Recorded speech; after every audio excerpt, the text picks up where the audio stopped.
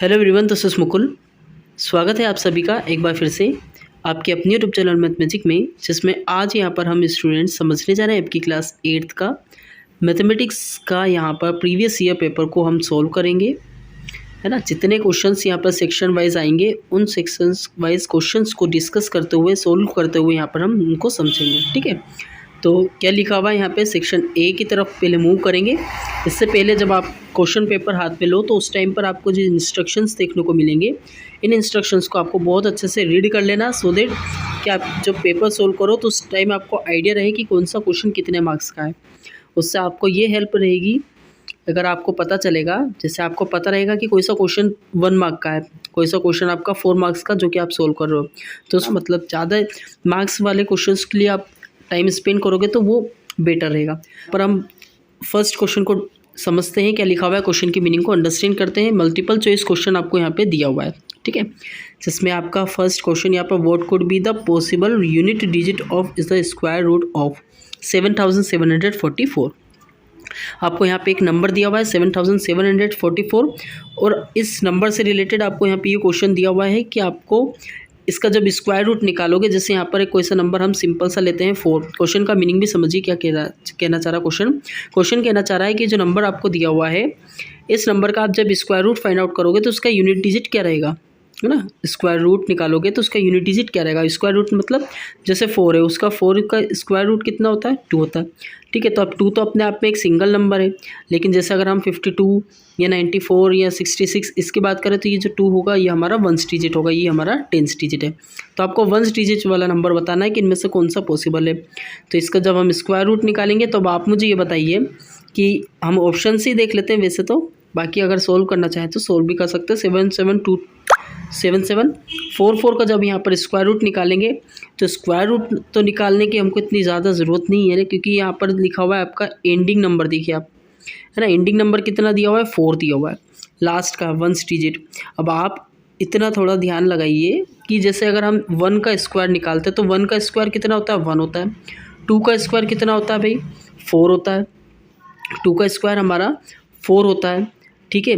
और 3 का स्क्वायर कितना होता है, 3 का स्क्वायर हमारा 9 होता है, ठीक है, 3 का स्क्वायर 9 होता है।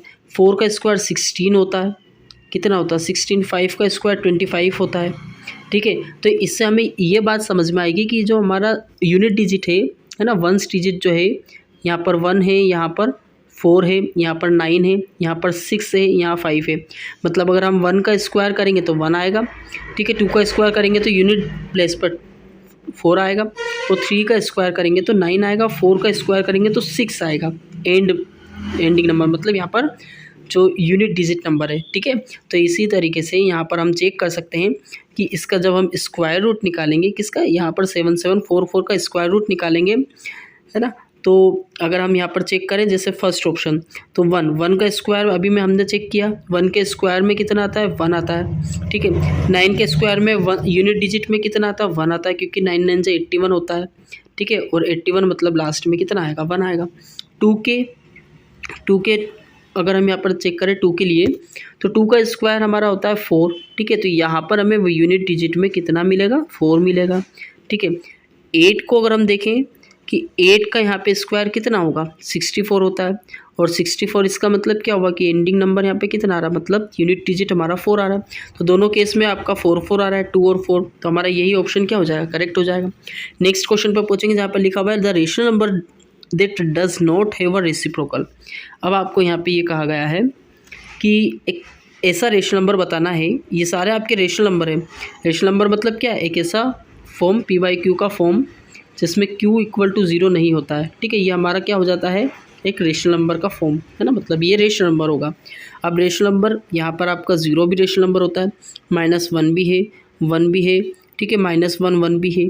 तो ये सारे ऑप्शन आपके, मतलब यहाँ पर आपके सारे ही रेशनल नंबर है, लेकिन आपको ऐसा रेशनल नंबर बताना है जो कि क्या हो, क्वेश्चन में कहा है the rational number that does not have a reciprocal. एक ऐसा रेशनल नंबर बताना जिसका कोई रेसिप्रोकल ना हो। भाई रेसिप्रोकल का मतलब क्या, रेसिप्रोकल मतलब उसका उल्टा, मतलब ऑपोजिट। मतलब अगर यहाँ पर मैंने 1/2 लिखा हुआ है, ये एक रेशनल नंबर है, इसका रेसिप्रोकल होता है आपका 2/1, मीन्स ये जो न्यूमरेटर है वो आपका डिनोमिनेटर हो जाएगा और डिनोमिनेटर जो है वो आपका न्यूमरेटर हो जाएगा। ये होता है इसका मतलब रेसिप्रोकल का, ठीक है। तो यहाँ पर अगर हम ज़ीरो को देखें तो ज़ीरो का रेसिप्रोकल अगर हम करें तो भाई ये तो 0/1 है ना। ज़ीरो को ज़ीरो लिखें या 0/1 लिखें एक बात होती है, क्योंकि सबके नीचे कितना होता है, हमेशा 1 होता है। अब अगर हम इसका रेसिप्रोकल निकालें तो 1/0 होगा, और जो 1/0 है, अभी थोड़ी देर पहले मैंने आपको कंडीशन बताई थी कि P/Q का फॉर्म होता है, जहाँ पर आपका Q is not equal to 0, मतलब Q जो रहता है वो हमारा 0 के इक्वल नहीं होता, लेकिन यहाँ पर Q इक्वल टू 0 आ रहा है, मतलब ये हमारा रेशनल नंबर नहीं होगा, है ना। 1/0 जो होता है वो क्या होता है, इनफाइनाइट होता है, बहुत अच्छे से पता है आपको, है ना। तो ये हमारा ऑप्शन करेक्ट हो जाएगा, ठीक है। बाकी सब अगर हम इनके रेसिप्रोकल निकालें तो -1 का रेसिप्रोकल कितना होगा, -1 ही। क्यों? क्योंकि -1/1 लिख सकते हैं, और -1/1 को जब हम रेसिप्रोकल करेंगे, मतलब यहाँ पर डिनोमिनेटर को न्यूमरेटर और न्यूमरेटर को डिनोमिनेटर अगर हम लिखेंगे तो यहाँ पर हमारा माइनस का जो 1 है वो यहाँ पे है। अब ये माइनस को हम यहाँ लगा दें, यहाँ लगा दे, कहीं भी लगा दे, बात एक ही होती है ना। तो ये हमारा -1 आ जाएगा, इसको हम -1 लिख सकते हैं। तो ऑप्शन सिर्फ और सिर्फ हमारा कौन सा करेक्ट हो जाएगा, ए वाला, ठीक है। नेक्स्ट क्वेश्चन पे पूछेंगे जहाँ पर लिखा the value of -3 to the power -4। आपको अब इसकी वैल्यू यहाँ पर बताना है। अब भाई -3 की पावर -4 दिया हुआ है, -3 की पावर -4 दिया हुआ है, ठीक है। अब हम क्या करेंगे, पावर जब माइनस में रहती है तो इसको प्लस करने के लिए हम ये जो नंबर रहता है इसको उल्टा कर देते हैं, मतलब 1/3 हो जाएगा ये, ठीक है। अब प्लस का तो है नहीं, माइनस का है तो माइनस लिखेंगे, ठीक है। अब हमारी पावर जो है वो पॉजिटिव हो जाएगी, ठीक है, ये पॉजिटिव हो गई। अब क्या करना है, पावर हमारी इवन है या ओड है, इवन है। इवन ओड नहीं भी समझ पाओ तो एक चीज़ समझना है, जैसे -1 की पावर अगर 1 है, इसका मतलब क्या है, -1 को हम 1 बार लिखेंगे, है ना। लेकिन अगर 2 है तो हमको उसको 2 बार लिखना पड़ेगा, मतलब 2 बार मल्टीप्लाई करना पड़ेगा, और 2 बार मल्टीप्लाई किया इसका मतलब क्या है कि माइनस माइनस तो प्लस हो जाएगा, फाइनली कितना बचेगा, +1। इसी तरीके से यहाँ पर भी जो माइनस लगा हुआ है, माइनस दिख रहा है, ये माइनस का खेल ज़्यादा देर तक नहीं चलेगा, क्योंकि यहाँ पर पावर जो है वो आपकी 4 टाइम्स है, मतलब 4 बार माइनस माइनस का मल्टीप्लिकेशन होगा, फिर सब कैंसिल आउट होते जाएंगे, ठीक है। इससे ये कैंसिल, इससे ये कैंसिल, है ना। तो यहाँ पर हमारा प्लस का ही नंबर आएगा, इसलिए हम माइनस को लिखने की ज़रूरत हमें है नहीं। तो यहाँ पर हमारा जो 1/3 है, अब हम जो पावर जो दी हुई है हमें, जो पावर हमें 4 दी हुई है, इसको हम सेपरेटली डिवाइड कर लेंगे। सेपरेटली डिवाइड करने से मतलब क्या, 1 के ऊपर भी पावर 4 हो जाएगी, 3 के ऊपर भी पावर 4 हो जाएगी। अब यहाँ पर 1 के ऊपर पावर 4 होगी, इसका मतलब क्या, 1 की पावर 4 मतलब 1। 3 की पावर 4 का मतलब क्या होता है, 3 की पावर 4 का मतलब होता है 3 × 3 कितना होगा, 9, और 9 × 3 27, फिर × 3 81, ठीक है। 27 2 जा 54, और फिर 81 आ जाएगा, ठीक है। 54 + 27 81। तो ये हमारा इस तरीके से ये ऑप्शन कौन सा मैच कर रहा है वो देख लेते हैं, सी वाला ऑप्शन यहाँ पर हमारा करेक्ट हो जाएगा, ठीक है। नेक्स्ट क्वेश्चन जिसमें लिखा हुआ है 4th, यहाँ पे if PQRS is a parallelogram then. अब आपको यहाँ पे पैरेललोग्राम बनाना है पहले अच्छे से, बढ़िया वाला, है ना। ये हमारा पैरेललोग्राम हो गया भाई, और P इसका नामकरण दे देते हैं PQRS, जो कि जैसा क्वेश्चन में आपसे कहा गया है। ये PQRS हमारा पैरेललोग्राम है, जिसमें अब आपको यहाँ पे ये बताया हुआ है कि P जो एंगल है ये P एंगल, ठीक है, और R एंगल, ये R एंगल। अगर P एंगल में से इसको x मान लेते हैं, इसको हम मान लेते हैं, इसको हम मान लेते हैं y, ठीक है। अब इन दोनों को अगर हम माइनस कर दें तो हमारा 90 आएगा, 0 आएगा, 180 आएगा, ये 360 आएगा। तो हमें बहुत अच्छे से पता है ये जो दोनों एंगल रहते हैं ना, ये दोनों एंगल आपस में क्या रहते हैं, इक्वल रहते हैं, है ना। और ये जो एंगल रहता है ये भी आपस में यहाँ पर इक्वल रहता है। तो इक्वल होने की वजह से क्या होगा, यहाँ पर जब हम इसको माइनस करेंगे तो यहाँ पर x और y दोनों ही इक्वल है, मतलब x - x कर सकते हैं, y - y, तो हमारा कितना आ जाएगा, 0। जैसे अगर ये 80 डिग्री हुआ तो ये भी 80 डिग्री होगा, 80 में से 80 माइनस करेंगे 0 डिग्री आ जाएगा, ये आंसर आ जाएगा। नेक्स्ट क्वेश्चन आपका 5th लिखा हुआ है the unit digit of cube of the number is. अब आपको बताना है यहाँ पर अगर जब इसका क्यूब निकालोगे, है ना, कौन से नंबर का, इस नंबर का, तो अब हम इसका क्यूब निकालने जाएंगे तो बहुत टाइम वेस्ट हो जाएगा। इतना ज़्यादा हार्डवर्क करने की ज़रूरत भी नहीं है, हमें सिर्फ क्या बताना है, यूनिट डिजिट बताना। तो क्यों ना हम यूनिट डिजिट को ही देखें, है ना। उन्होंने कहा है कि जब हम इस नंबर का इस क्यूब निकालेंगे, क्यूब मतलब इसका यहाँ पर हम 3 टाइम्स इसको जब मल्टीप्लाई करेंगे तो 11 28 का जब आप 3 टाइम्स मल्टीप्लाई करोगे इसी में तो काफ़ी ज़्यादा लंबा क्वेश्चन हो जाएगा, है ना। सोल्व करेंगे तो फिर उसके बाद जो नंबर निकलेगा उसमें फिर आपको सिर्फ और सिर्फ यूनिट डिजिट देखना है। तो क्यों ना हम यहाँ पर ये यूनिट डिजिट जो दिया हुआ है इसको इसका क्यूब करें, है ना, क्योंकि यूनिट डिजिट तो वही आएगा। तो यहाँ पर जब 8 का जब आप क्यूब करोगे तो आपको पता है 8 8 जा 64 होता है। फिर 64 का मल्टीप्लाई हम किस में करते हैं, 8 में करते हैं। तो यहाँ पर 8 4 जा 32, 3 कैरी फॉरवर्ड, 8 6 जा 48 प्लस 3 51, मतलब 512 आएगा। 512 मतलब क्या, यहाँ पर जो आपका यूनिट डिजिट में है ना वंस डिजिट जो रहेगा वो आपका 2 रहेगा। देखिए ऑप्शन में कहाँ है 2, सी ऑप्शन, ठीक है। तो सी ऑप्शन करेक्ट हो जाएगा।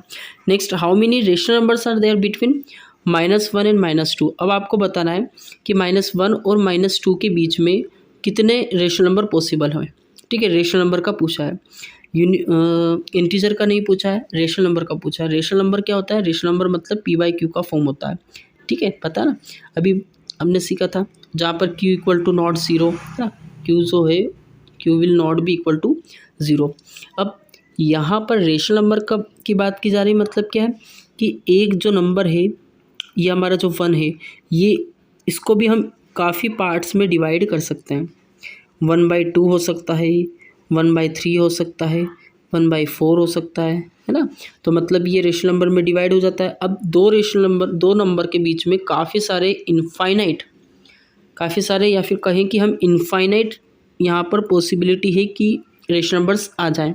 ऐसा क्यों, क्योंकि यहाँ पर हम अगर देखें तो 1 और 2 के बीच में आपका 1/2 भी आ सकता है, 1/3, 1/4, 1/5, 1/100, 1/200, 1/1000, लाख, 1/करोड़, है ना। तो मतलब काउंटिंग तो इनफाइनाइट होती है। इसी तरीके से एक चीज़ का यहाँ पे कितने टुकड़े कर सकते हैं हम, बहुत इनफाइनाइट हो जाएगा। तो मतलब यहाँ पर आपका जो रेशनल नंबर्स होंगे वो इनफाइनाइट होंगे। टी वाला ऑप्शन वो करेक्ट हो जाएगा, ठीक है। नेक्स्ट क्वेश्चन पे मूव करेंगे जहाँ पे लिखा हुआ है how many measurements can determine a quadrilateral uniquely. अब आपको यहाँ पे बताना है, आंसर आपका डायरेक्टली यहाँ पर ऑप्शन नंबर बी हो जाएगा 5, है ना। कितने मेजरमेंट्स होते हैं किसी भी क्वाड्रिलेटर को कंस्ट्रक्ट करने के लिए, तो ऑप्शन में क्या आ जाएगा हमारा यहाँ पर 5 आ जाएगा। क्यों, क्योंकि 5 ऐसे तरीके हैं, है ना। जैसे सपोज अभी यहाँ पर हम डिटेल में समझेंगे, एक अलग से वीडियो बना करके मैं देखूंगा, ट्राई करूंगा कि डिस्क्राइब करूँ उसको, है ना। अगर आपको डाउट जाता है तो बिल्कुल आप कमेंट्स सेक्शन में पूछ सकते हैं। बाकी अभी यहाँ पर हम डायरेक्टली और बहुत शॉर्टली समझेंगे, है ना। यहाँ पर जब हम क्वाड्रिलेटर को फॉर्म करते हैं, किसी भी क्वाड्रिलेटर को, स्क्वायर को, पैरेललोग्राम को या ट्रेपेजियम को, तो वहाँ पर आपको या तो 4 साइड पता होनी चाहिए, एक एंगल पता होना चाहिए, है ना। या फिर अगर चारों साइड नहीं पता है, या फिर सपोज़ कि अगर आपको एंगल नहीं पता तो 4 साइड के साथ एक डायगोनल पता हो तो आप कंस्ट्रक्ट कर सकते हो क्वाड्रिलेटर को। तो इस तरीके के यहाँ पर ये मेज़रमेंट्स होते हैं, है ना। अलग अलग मेज़रमेंट्स अगर हमको पता है तो वो हम यहाँ पर इजीली एक क्वाड्रिलेटर को ड्रॉ कर सकते हैं, ठीक है, या कंस्ट्रक्ट कर सकते हैं। तो आंसर हमारा कितना आ जाएगा इसमें 5। बाकी अब यहाँ पर हम नेक्स्ट क्वेश्चन पे मूव करेंगे जिसमें लिखा हुआ है 8th question, volume of a cube with side 3 metre is. अब आपको वॉल्यूम बताना है। वॉल्यूम किस चीज़ का बताना है, क्यूब का बताना है ना। एक क्यूब का वॉल्यूम बताना जिसकी एक साइड आपको 3 मीटर दी हुई है। अब क्यूब कैसे फॉर्म होता है, क्यूब फॉर्म होता है आपका स्क्वायर का 3D फॉर्म। स्क्वायर हमने बनाया, ठीक है, ये आपका स्क्वायर जिसकी चारों साइड हमारी इक्वल होती हैं, ठीक है। अब इसी स्क्वायर को आगे एक्सटेंड कर दें हम, ठीक है, आगे का कर दें हम, इसको एक्सटेंड कर दें यहाँ 3D शेप में, ठीक है, और इसकी सारी साइड्स, सारे फेजेस सब इक्वल हों। यहाँ पे थोड़ा लंबा सा लग रहा होगा आपको, लेकिन सब साइड्स इक्वल है, सब एजेस इक्वल हैं, सब फेसेस इक्वल हैं, है ना। तो यहाँ पर आपको एक साइड दे रखी है जो कि कितनी है यहाँ पर 3 मीटर। अब आपको बताना क्यूब 3 मीटर, ठीक है। अब आपको बताना है यहाँ पर वॉल्यूम। वॉल्यूम मतलब सिंपली डायरेक्टली एक तरह का एरिया होता है, मतलब इसके अंदर कितना यहाँ पर मटेरियल कंटेन हो सकता है ना। तो इसके लिए अब हम ये क्या करेंगे, यहाँ पर फॉर्मूला होता है volume of a cube. Cube का जो वॉल्यूम रहता है वो होता है आपका ए क्यूब, ए क्यूब मतलब जो साइड आपको दे रखी रहती है उसका आपको क्यूब करना होता है। तो क्यूब करेंगे हम यहाँ पर, 3 का क्यूब कितना होगा, 3 3 ज़ा 9, 9 3 ज़ा 27, तो 27 मीटर क्यूब यहाँ पर हमारा आंसर हो जाएगा, ऑप्शन नंबर डी। अब सेकेंड यहाँ पर अब हम सेक्शन बी की तरफ मूव करेंगे, जहाँ पर हर एक क्वेश्चन अब आपको मिलने वाले हैं 2 2 मार्क्स के, ठीक है। 8 क्वेश्चंस रहेंगे, 2 मार्क्स का एक क्वेश्चन रहेगा, टोटल आपके यहाँ पर ये 16 मार्क्स कवर करेगा। तो फर्स्ट क्वेश्चन की तरफ यहाँ पर मूव करेंगे, सेक्शन बी के लिखा हुआ जिसमें area of square plot is, find the side of the square plot. अब बहुत शॉर्ट में मैं आपको बताऊंगा, क्योंकि ऑलरेडी यहाँ पर हम साल भर से समझते हुए आए होंगे कि किस तरीके से इन क्वेश्चंस को डील करना होता है ना, केसेस इनको सोल्व करना होता है। तो अब आपको यहाँ पे एरिया दिया हुआ है, एरिया ऑफ क्या क्या चीज़ें मेन इंपॉर्टेंट जो है आपको ध्यान में रखने वाली बात ये आप समझिए, यहाँ पे एरिया दिया हुआ है, वो भी किस चीज़ का, स्क्वायर प्लॉट का, ठीक है। कितना दिया हुआ है ये देखिए, आपको क्या फाइंड आउट करना है, साइड फाइंड आउट करना है, ठीक है। तो एरिया जो होता है किसी भी स्क्वायर का, ठीक है, किसी भी स्क्वायर का एरिया जो होता है वो आपका ए स्क्वायर होता है। ए स्क्वायर मतलब आपकी जो साइड दे रखी है उसका स्क्वायर, ठीक है। अब ये आपको इक्वल, ये दिया हुआ है आपको कितना, 1089। अब हमें क्या फाइंड आउट करना, साइड फाइंड आउट करना है। साइड मतलब हमें ए फाइंड आउट करना है ना। ए फाइंड आउट करने के लिए यहाँ पर ये जो स्क्वायर लगा हुआ है इसको हटाएंगे, यहाँ पर हमारा स्क्वायर रूट लग जाएगा। स्क्वायर रूट लगा मतलब हमें यहाँ पे इसका स्क्वायर रूट फाइंड आउट करना है, और स्क्वायर रूट फाइंड आउट करने के लिए हम यहाँ पे प्राइम फैक्टराइजेशन की हेल्प लेते हैं, ठीक है। यहाँ पर हम क्या करेंगे, इसको 3 से डिवाइड करेंगे, 3 3 ज़ा 9, 3 6 ज़ा 18, 3 3 ज़ा 9 हो जाएगा। फिर 3 से डिवाइड करेंगे तो 3 1 ज़ा 3, 3 2 ज़ा 6, 3 1 ज़ा 3। डायरेक्टली फिर 11 से डिवाइड करेंगे तो 11 1 ज़ा 11, 11 1 ज़ा 11 हो जाएगा। और यहाँ फिर 11 से डिवाइड करेंगे तो 11 1 ज़ा 11। 3 का एक पेयर बन रहा है, क्योंकि स्क्वायर जब हम फाइंड आउट करते हैं स्क्वायर रूट, तो वहाँ पे हम दो नंबर का दो नंबर का एक पेयर बनता है, और उस पेयर में से फिर हम यहाँ पर एक नंबर लिखते हैं, ठीक है। यहाँ पर अब 11 का पेयर बन रहा तो 11 लिखेंगे, 3 और 11 हो जाएगा, ठीक है। अब 3 और 11 का मल्टीप्लाई करेंगे तो ये हमारा फाइनली 33 आ जाएगा। तो इसका मतलब ये है कि 33 का स्क्वायर है कौन, 1089, जो स्क्वायर है किसका, 33 का, मतलब 33 का। अब 33 का ये स्क्वायर है, इसका मतलब क्या है कि ये इसका स्क्वायर रूट है ना। तो हमारा फाइनली जो 33 जो है वो यहाँ पर आ जाएगा, ये हमारी क्या आ जाएगी, इसकी साइड आ जाएगी, ठीक है। ऐसे इस क्वेश्चन को कंप्लीट करना है। बढ़ेंगे अब नेक्स्ट क्वेश्चन की तरफ, जहाँ पर आपका 10th क्वेश्चन दिया हुआ है, लिखा हुआ है find the value of x. अब आपको यहाँ पे एक्स की वैल्यू फाइंड आउट करना है। एक्स की वैल्यू कैसे फाइंड आउट कर सकते हैं, यहाँ पर जो हमें प्रॉपर्टीज़ होती हैं, जो भी यहाँ पे आइडेंटिटीज़ होती हैं, उनको यूज़ करते हुए कि कौन सी आइडेंटिटी या कौन सी प्रॉपर्टी यहाँ पे यूज़ हो रही है ना। तो अब अगर हम यहाँ पर देखें तो 5 और ये दिया हुआ, ये आपका मल्टीप्लिकेशन का साइन है, ठीक है। ये किस चीज़ का साइन है, मल्टीप्लिकेशन का। तो यहाँ पर हमारा 5 मल्टीप्लाइड बाय 5 है ना, और पावर दी हुई है यहाँ 2x - 3, और यहाँ पे पावर दी -3। तो जब भी मल्टीप्लिकेशन में हो कोई सा नंबर, जैसे एक नंबर आपका a है जिसकी पावर यहाँ पर हम x मान लेते हैं, ठीक है, और कोई सा दूसरा नंबर जिसकी पावर यहाँ पर y में दे रखी हो और दोनों का मल्टीप्लिकेशन में हो, ठीक है, मल्टीप्लिकेशन में दोनों हैं। तो यहाँ पर जो ये पावर हैं ये ऐड हो जाती हैं कब, जब हम यहाँ पर दोनों को एक साथ लिखते हैं, मतलब a मल्टीप्लाइड बाय a, एक ही दोनों के लिए एक ही a लिखेंगे, और पावर जो रहेगी वो हमारी प्लस हो जाएगी, तो x + y हो जाएगा, इक्वल टू में जो भी यहाँ पे जो दिया हुआ है ये हम लिख लेंगे, ठीक है, 5 to the power 4। तो ऐसे इस क्वेश्चन को सोल्व करना है। अब यहाँ पर हमें 5 5 सेम दिख रहा है, ठीक है, ये हमारा a का काम करेगी। पावर्स को प्लस करेंगे तो 2x माइनस का 3 है, ठीक है, और ये पावर -3 है तो -3 लिखेंगे, ठीक है, पावर प्लस हो गई। ये पूरे पावर 5 की है, ठीक है। अब 2x माइनस का 6 हो जाएगा, ये 5 की पावर 2x माइनस का 6 इक्वल टू में 5 to the power 4 तो ऑलरेडी दिया है। अब पावर बेस जब सेम रहता है और इक्वल में होती है तो ये तो हमारा कैंसिल हो जाता है ना, हमारी जो पावर है वो इक्वल हो जाएगी। तो पावर इक्वल होगी तो ये जो -6 रहेगा ये हमारा इक्वल में चले जाएगा, 4 + 6 10 हो जाएगा, ठीक है, और जो 2 हैगा वो हमारा डिवाइड में चले जाएगा। 2 से जब डिवाइड करेंगे तो आंसर ओवरऑल कितना आ जाएगा, 5, ठीक है। ऐसे इस क्वेश्चन को हम कंप्लीट कर सकते हैं। नेक्स्ट आपका लिखा हुआ है यहाँ पे रिप्रेजेंट करना है आपको, रिप्रेजेंट 7/5। सॉरी से -7/6 और 5/6 को आपको यहाँ पे नंबर लाइन पर रिप्रेजेंट करना है। इन दोनों नंबर को रिप्रेजेंट करना हो या किसी को भी रिप्रेजेंट करना हो, एक सरल सा तरीका होता है। जैसे अगर हम यहाँ पर देखें, वैसे तो समझने में तो कठिन लगता है, लेकिन अब मैं जैसे बता रहा हूँ आपको तो थोड़ा इजी हो जाएगा, क्योंकि हम जो तरीका यूज़ करेंगे वो अच्छा है समझने के लिए, है ना। यहाँ पे सपोज़ कि आपका लाइन थोड़ी तिरछी हो गई है ना, यहाँ पे एक बार फिर देख लेते हैं।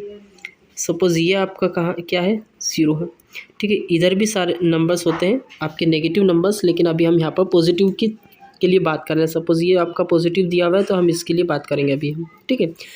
तो फिलहाल तो यहाँ पे ये देखिए 0 होता है, फिर 1 होता है, फिर 2, 3, 4 और ये फिर चलता जाता है नंबर, ठीक है, इनफाइनाइट तक। तो यहाँ पर देखने वाली बात ये है कि जो 0 और 1 है, इन दोनों के बीच में अब आपको क्या करना है, जैसे ये वाला नंबर को आपको चेक करना है कि ये नंबर लाइन पर कहाँ होगा। तो आप यहाँ पर नीचे वाला नंबर देखिए, ये कितना लिखा हुआ है, इस पर गौर करिए। ये आपका 6 लिखा हुआ है, ठीक है। तो यहाँ पर आपको क्या करना है, जो 0 और 1 है, इन 0 और 1 दोनों, ये यहाँ से लेकर तो यहाँ तक जो है, इस इंटरवल को आपको 6 इक्वल पार्ट में डिवाइड करना है। कितने इक्वल पार्ट में डिवाइड करोगे भाई, 6 इक्वल पार्ट में, ठीक है। तो यहाँ पर हमने इसको कर रहे हैं 1 2 3 4 5, ये 6 इक्वल पार्ट में डिवाइड हो गया। अब ये 6 इक्वल पार्ट में डिवाइड हो गया। इसी तरीके से यहाँ से लेकर यहाँ तक भी इनको 6 इक्वल पार्ट में डिवाइड करना है। देखो ये 1 एक पार्ट में डिवाइड हो गया, ये 2 पार्ट में हो गया, ये 3, ये 4, ये 5 और ये 6 हो गया। देखो 1 2 3 4 5 6, ये 6 इक्वल पार्ट्स में डिवाइड हो गया। इसी तरीके से इनको भी करेंगे 1 2 3 4 5 यहाँ पे क्यों स्ट्रिप्स लगा रहे हैं, क्योंकि 6 इक्वल पार्ट में डिवाइड हो जाएंगे, 3 4 5 6, ठीक है। इसी तरीके से यहाँ पर भी 1 2 3 4 5, ये 6 इक्वल पार्ट में डिवाइड हो गए, ठीक है। अब यहाँ पर ऊपर वाले नंबर को देखना आपको, ऊपर कितना लिखा हुआ अभी, 5 लिखा हुआ है। तो आप क्या करोगे, यहाँ पर यहाँ से स्टार्ट करना है, ठीक है। यहाँ से स्टार्ट करोगे 1 फिर 2, ऐसे नहीं देखना है ये 1 ये 2 ये 3 4, नहीं। आप देखिए जितना हमने यहाँ पे डिवाइड किया है जितने पार्ट में, वहाँ से स्टार्ट करना, 1 2 3 4 5 6 नहीं 5 तक ही है ना, 5 लिखा होगा ना। तो यहाँ हो जाएगा हमारा कितना, ये हमारा 5/6। मतलब ये है कि यहाँ पर हम क्या करेंगे, ऐसे ड्रॉ कर देंगे पेंसिल से कि ये हमारा क्या हो जाएगा, 5/6 हो जाएगा, ठीक है। ऐसे इस क्वेश्चन को कंप्लीट करना है। अब अगर हम बात करें माइनस वाले नंबर्स की, तो कुछ नहीं है, जैसे हमने यहाँ पर प्लस के लिए सोल्व किया वैसे ही हम माइनस के लिए कर लेंगे। माइनस के लिए कैसे करेंगे, वही सिंपल रूल यूज़ करेंगे। पहले हम क्या करेंगे, यहाँ पर नंबर लाइन ड्रॉ करेंगे, जहाँ पर हमने पॉजिटिव लिखा हुआ है वहाँ पे हम नेगेटिव से स्टार्ट कर देंगे, मतलब ये आपकी नंबर लाइन हुई। अब यहाँ पर आप 0 लिखिए, है ना, क्योंकि अगर हम यहाँ पर 0 बनाएंगे तो हमारे नेगेटिव नंबर्स तो इधर आएंगे।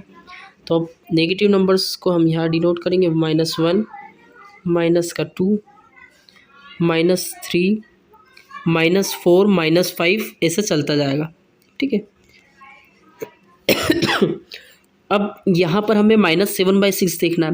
नीचे कितना दिख रहा है आपको, 6, मतलब हर एक इंटरवल को हमको 6 पार्ट में डिवाइड करना है, ठीक है। ये हमारा 6 पार्ट में डिवाइड हो चुका है। अब इसको भी 1 2 3 4 5, अब 6 पार्ट में ये भी डिवाइड हो चुका है। -7 मतलब हम किधर जाएंगे, इधर जाएंगे या इधर, ऑब्वियसली इधर जाएंगे क्योंकि हमें नेगेटिव नंबर मिल रहा है। तो नेगेटिव हमारा यहाँ पर हमें कितना मूव करना है, 7 मूव करना है।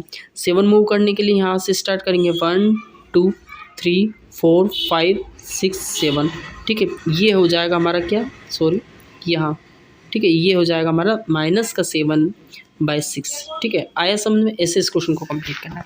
नेक्स्ट क्वेश्चन की तरफ मूव करेंगे, जहाँ पे दिया हुआ है find the measure of each exterior angle and measure of each interior angle of regular polygon of having 6 sides. अब आपको यहाँ पे 6 साइड वाला रेगुलर पॉलीगॉन का आपको एक्सटीरियर एंगल और इंटीरियर एंगल भी फाइंड आउट करना है, ठीक है। हर एक एक्सटीरियर एंगल फाइंड आउट करना है और हर एक इंटीरियर एंगल फाइंड आउट करना है। तो यहाँ पर हमें इंटीरियर एंगल और एक्सटीरियर एंगल को फाइंड आउट करने के लिए फॉर्मूले होते हैं। वो क्या फॉर्मूले होते हैं, आइए देखते हैं। पहले एक्सटीरियर एंगल के लिए बात कर लेते हैं हम। एक्सटीरियर एंगल में क्या होता है, एक्सटीरियर एंगल फाइंड आउट करने के लिए हमारे पास फॉर्मूला होता है n-2 multiplied by 180 divided by n। अब भाई यहाँ पे n क्या होता है, n का मतलब होता है यहाँ पर आपके number of sides. Number of side दी हुई है आपको कितनी, 6। तो हम लिखेंगे यहाँ पर 6 -2 4 हो जाएगा, मल्टीप्लाइड बाय 180 करेंगे, नीचे n मतलब 6। फिर से देखिए n-2 दिया हुआ था, n मतलब 6 माइनस का 2 यानी 4 आ गया, ठीक है। अब यहाँ पर आपको 6 से इसको डिवाइड करेंगे तो 30 आ जाएगा, 6 3 18 और 0। अब 4 और 30 का मल्टीप्लाई करेंगे तो आपका आ जाएगा 120। मतलब ये कि आपका हर एक एक्सटीरियर एंगल जो है वो आपका 120 डिग्री का होगा, ठीक है। इंटीरियर एंगल के लिए क्या करते हैं, 360 से डिवाइड करते हैं नंबर ऑफ़ साइड को, मतलब n को, है ना। नंबर ऑफ़ साइड आपको 6 से रखी तो 6 से डिवाइड करेंगे तो हर एक एंगल आपका 60 डिग्री का रहने वाला है ना। कब, जब आपके 6 साइड वाला कोई सा रेगुलर पॉलीगॉन हो, ठीक है। तो यहाँ पर ऐसे हम इस क्वेश्चन को कंप्लीट कर सकते हैं। 6 फेज वाला रेगुलर पॉलीगॉन को हम देख लेते हैं, कुछ इस तरीके से आपका बनेगा, ठीक है। हर एक एंगल आपका 60 डिग्री का बनेगा, 60 डिग्री का बनेगा, मतलब 6 6 जा 36।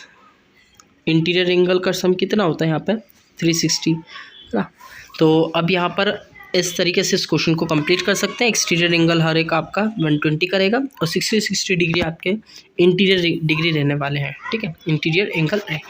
अब यहाँ पर आपका 13th क्वेश्चन को हम मूव करेंगे, लेकिन इससे पहले जो और में दिया हुआ है उस क्वेश्चन को भी देख लेते हैं। Find the number of sides of a regular polygon, the number of the sum of whose interior angles, the sum of whose interior angles is 1440, ठीक है। तो इसको कैसे सोल्व करेंगे, अब यहाँ पर आपको सम दिया हुआ है, क्या दिया हुआ है, sum of whose interior angles is 1440।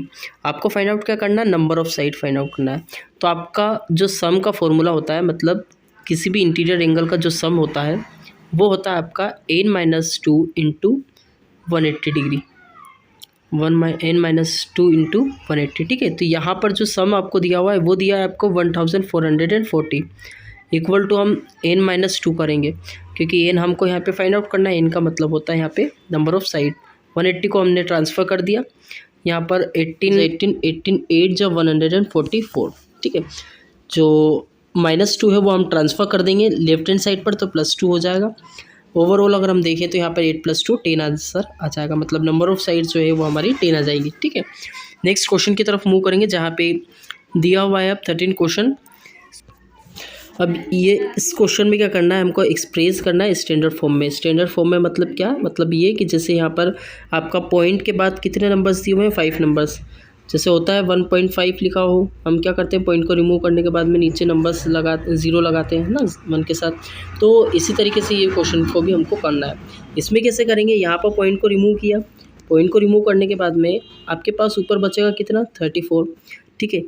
Point को रिमूव करने के बाद में यहाँ पर नीचे बचेगा हमारा 1 2 3 4 5 0, क्यों, क्योंकि 5 नंबर के बाद हमारा पॉइंट दिया हुआ था।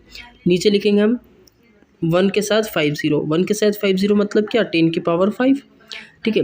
अब 10 की पावर 5 को हमको कहाँ लिखना पड़ेगा, ऊपर लिखना पड़ेगा, क्योंकि स्टैंडर्ड फॉर्म में लिखना है। अब नीचे +5 है ना, नीचे जो पावर है हमारी 10 की वो +5 है। अब हमको 10 को ऊपर ले जाना है तो पावर को माइनस करना पड़ेगा, है ना। अगर हम 10 को पावर माइनस कर देंगे तो हमारा जो 10 है वो अपवर्ड चले जाएगा, ऊपर चले जाएगा। तो ये हमारा स्टैंडर्ड फॉर्म में आ जाएगा, ठीक है। इससे इस क्वेश्चन को कंप्लीट करना है। नेक्स्ट आपको अब यहाँ पर आपको दिया हुआ है स्टैंडर्ड फॉर्म, और अब आपको किस फॉर्म में एक्सप्रेस करना है, यूजुअल फॉर्म में। यूजुअल मतलब यहाँ पर डेसिमल वाले फॉर्म में, ठीक है। तो डेसिमल फॉर्म में कैसे इसको एक्सप्रेस करेंगे, 2.69 तो दिया हुआ है, 10 टू द पावर जो 5 दी हुई है, 10 टू द पावर जो 5 दिया हुआ है उसको हम एक्सपांड कर लेंगे। एक्सपांड मतलब उसको हम ऐसा लिख लेंगे 1 2 3 4 5, ठीक है। अब यहाँ पर आपका पॉइंट रिमूव करेंगे, 2 ज़ीरो लगाएंगे नीचे एक के साथ, है ना। यहाँ पर 2 ज़ीरो से 2 ज़ीरो कैंसिल, सिंपल सा हम इसको इस तरीके से यहाँ पर लिख सकते हैं, ठीक है। 1 2 3 ऐसे इस क्वेश्चन का ये आंसर कंप्लीट हो जाएगा, ठीक है। अब नेक्स्ट क्वेश्चन पर पहुँचेंगे जहाँ पर लिखा हुआ है find the multiplicative inverse of. आपको इस नंबर का मल्टीप्लिकेटिव इन्वर्स फाइंड आउट करना। मल्टीप्लिकेटिव इन्वर्स का मतलब क्या? मल्टीप्लिकेटिव इन्वर्स का मतलब ये है जैसे यहाँ पे लिखा हुआ है आपका 5/3, ठीक है। 5/3 के साथ ऐसा कौन से नंबर का मल्टीप्लाई करें कि हमारा आंसर 1 हो जाए।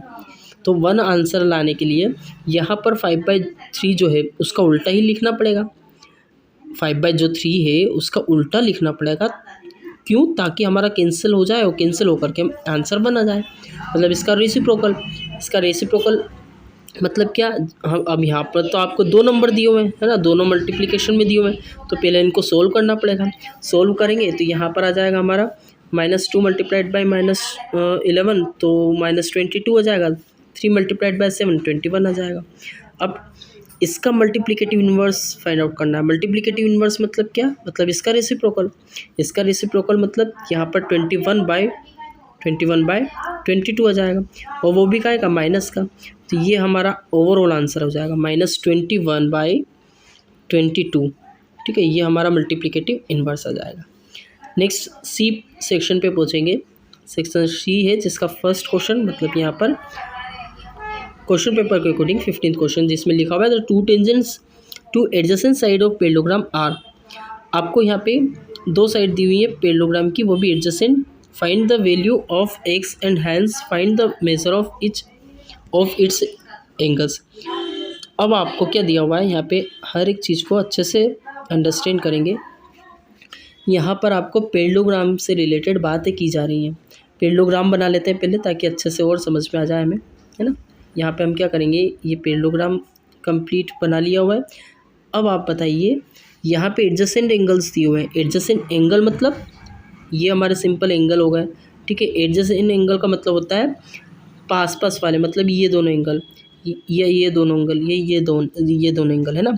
अब सिंपल सी डेफिनेशन अगर मैं आपको बताऊँ, एडजेसेंट एंगल का मतलब होता है कि एक ही लाइन पर बने हुए 2 एंगल। एक ही लाइन मतलब ये एक लाइन है, ये एंगल आपका एडजेसेंट होगा, ये एंगल आपका एडजेसेंट होगा, ठीक है। इस तरीके से ये हमारे एडजेसेंट एंगल होंगे, एक ही लाइन पर और एक तरफ बनने वाले, ठीक है। ये आपका एडजेसेंट एंगल होता है। तो इस तरीके से ये आपका एडजेसेंट एंगल हो जाएगा। तो भाई ये नहीं होगा कि ये दोनों भी अपने आपस में एडजेसेंट होंगे, एंगल होंगे, है ना। तो यहाँ पर किन्हीं भी 2 एडजेसेंट एंगल को हम सपोज कर लेते हैं, ये दोनों एडजेसेंट एंगल की बात की जा रही है और ये दोनों एडजेसेंट एंगल की, ठीक है। तो यहाँ पर दिया हुआ है adjacent angles of a parallelogram are, है ना। यहाँ पर आपको एक एडजेसेंट एंगल ये दिया हुआ है सपोज कि 3x माइनस का 4, और एक दिया हुआ है आपको यहाँ पे 3x प्लस का 16, 3x प्लस 16, ठीक है। अब हमें पता है बहुत अच्छे से कि एडजेसेंट एंगल का एक पैरेललोग्राम में किन्हीं भी 2 एडजेसेंट एंगल का सम 180 होता है। कितना होता है भाई? 180। मतलब उनको अगर हम प्लस कर दें तो हमारा आंसर कितना आएगा? 180 आएगा। तो अगर हम इन दोनों को प्लस कर दें, किन दोनों को? इन दोनों को, जो दिया हुआ है, दोनों एंगल दिए हुए हैं वो जो कि आपके एडजेसेंट एंगल है, इन दोनों को अगर हम प्लस कर दें तो 180 आएगा। तो अगर यहाँ पर हम देखें तो 3 + 3 कितना होगा? 6x हो जाएगा, ठीक है। -4 + 16 कितना हो जाएगा? प्लस का 12 हो जाएगा, इक्वल टू में आपका 180 दिया हुआ है, ठीक है।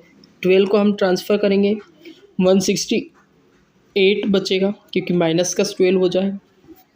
अब यहाँ पर जो 6 दिया हुआ है उसको हम ट्रांसफ़र करेंगे, यहाँ पर आ जाएगा 6 2 = 12 होता है। 6 से डिवाइड करेंगे तो 6 2 = 12 हो जाएगा, 4 बचेगा 48 हो जाएगा, 6 8 = 48 हो जाएगा, है ना। मतलब 28 ओवरऑल। यहाँ पे अभी क्या आया है? ये आई है हमारी x की वैल्यू।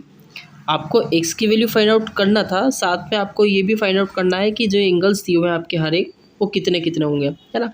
तो इसको फाइंड आउट करने के लिए हम क्या करेंगे, यहाँ पर एक एंगल तो आपको 3x माइनस का 4 दिया है, तो यहाँ पर हम x की वैल्यू पुट करके वैल्यू फाइंड आउट कर सकते हैं।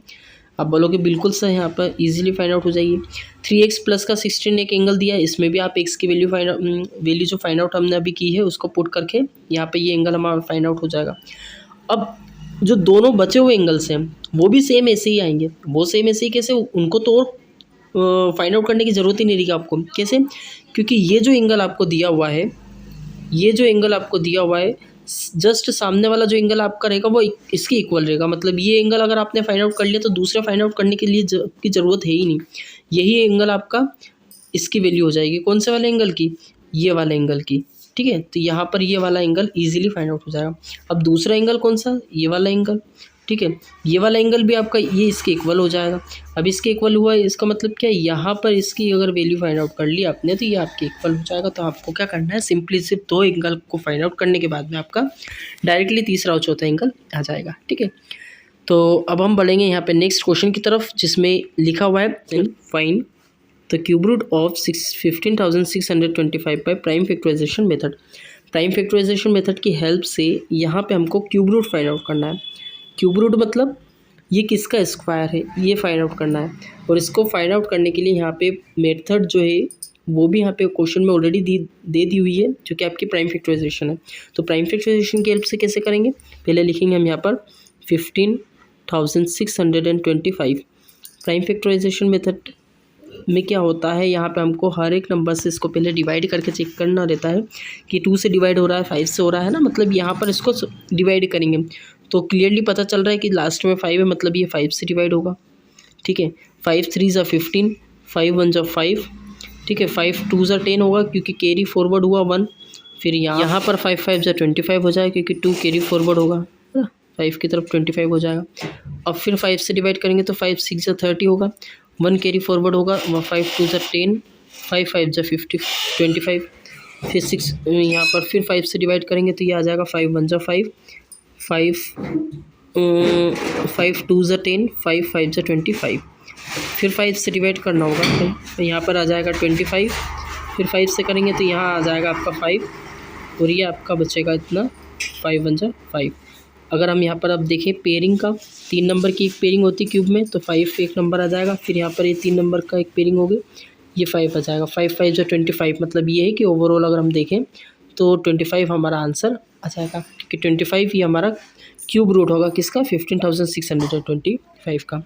नेक्स्ट क्वेश्चन आपका दिया हुआ है, find the smallest square number which is divisible by each of this numbers.